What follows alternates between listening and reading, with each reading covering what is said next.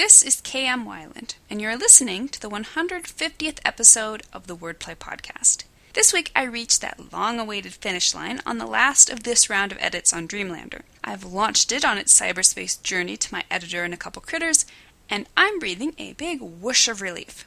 After celebrating with cookies and cream ice cream, and a binge on new soundtracks for writing music, I've decided to also take a few days off, maybe even as much as a couple of weeks, to rest the old brain before diving into a revision of my historical novel, The Deepest Breath, which has been patiently waiting on the shelf. Deepest's revisions shouldn't be too intensive, aside from strengthening and clarifying some details of the characters' arcs.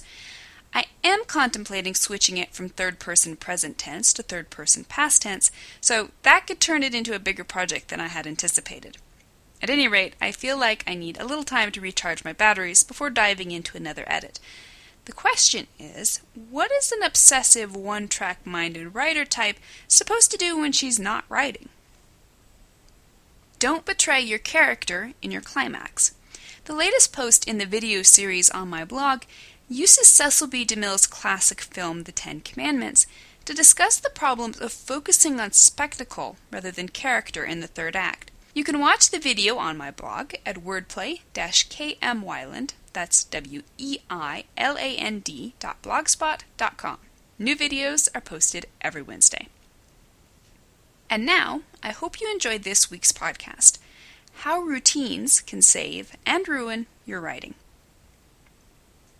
Can you name one thing that could harm your writing if you do it, and if you don't?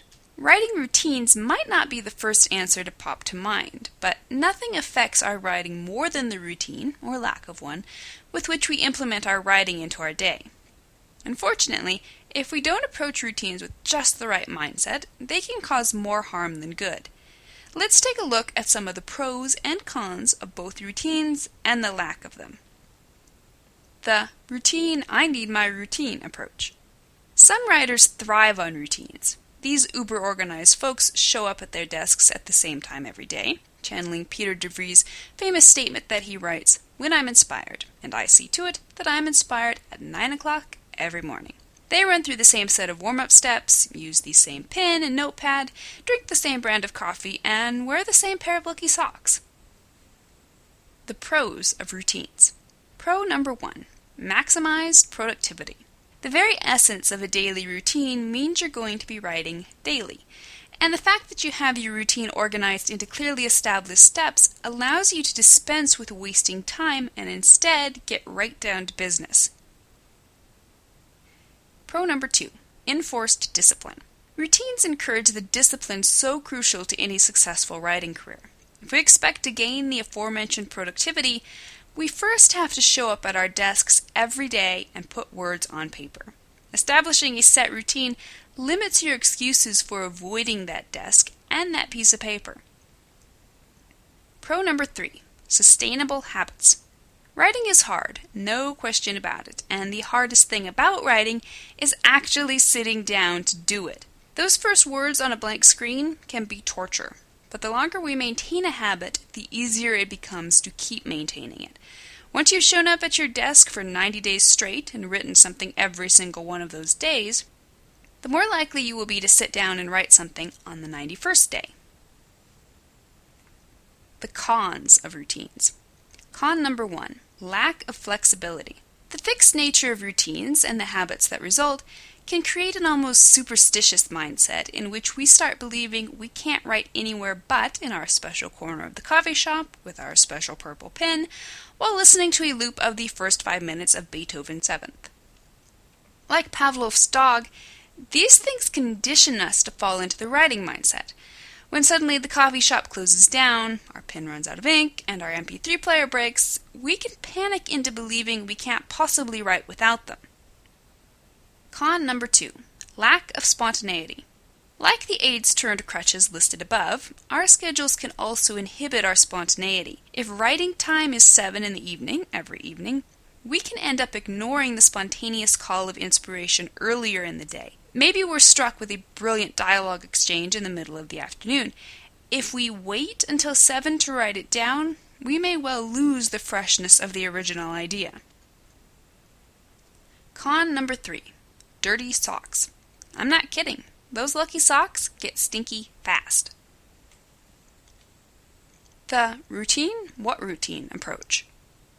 Other writers probably wouldn't recognize a routine if one ran over them in the street. These free spirits prefer writing wherever and whenever inspiration strikes. They don't need special tools. A napkin or scrap of wrapping paper will do the trick. As for lucky socks, who needs warm tootsies when the muse starts singing her siren song? The pros of no routines. Pro number 1, maximize productivity. Productivity can strike the non-routine just as often as the schedule-happy among us, but it's a different kind of productivity. Instead of the enforced write every day kind of productivity, here we get the more uncontrollable, but often more powerful, bursts of spontaneous write when and wherever inspiration strikes productivity. If you're inspired at 3 in the afternoon, write now before you lose the inspiration or the oomph to write.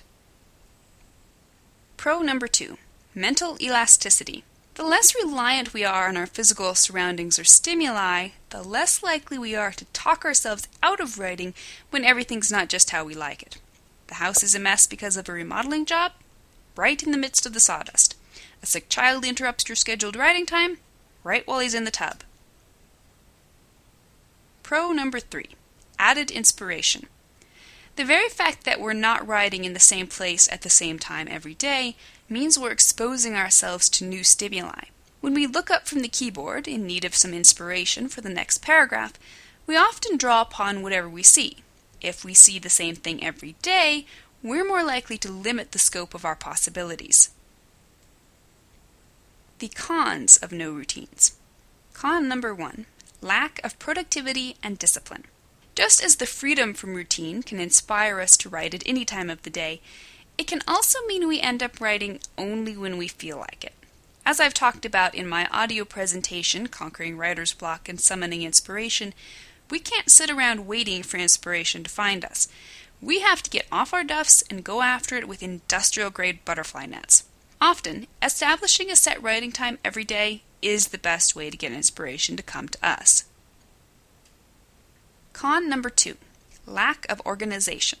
Another problem with the helter-skelter writing approach is that we aren't as likely to be organized. When our notes are written on napkins, scraps of wrapping paper, the backs of grocery lists, not to mention half a dozen digital devices, a computer or 2, a flash drive or 2, our smartphones, our e-readers, and maybe a tablet to boot, we can easily lose whole sections of writing altogether.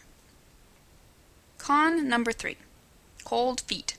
Lucky socks may get stinky, but at least our feet don't end up looking like blue raspberry popsicles. You've probably figured out by now that there's a lot to be said for both of these approaches to writing routines. You've also probably figured out the only way to avoid harming our writing with either too much routine or not enough is to focus on finding a balance. Search out your strengths and weaknesses and create a routine that is both fixed and flexible enough to grant you the greatest amount of inspiration and productivity every single day. Thank you for listening to the Wordplay Podcast. To read a transcript of this episode, visit me on the web at wordplay-kmwyland, that's weiland.blogspot.com, and be sure to listen again next week.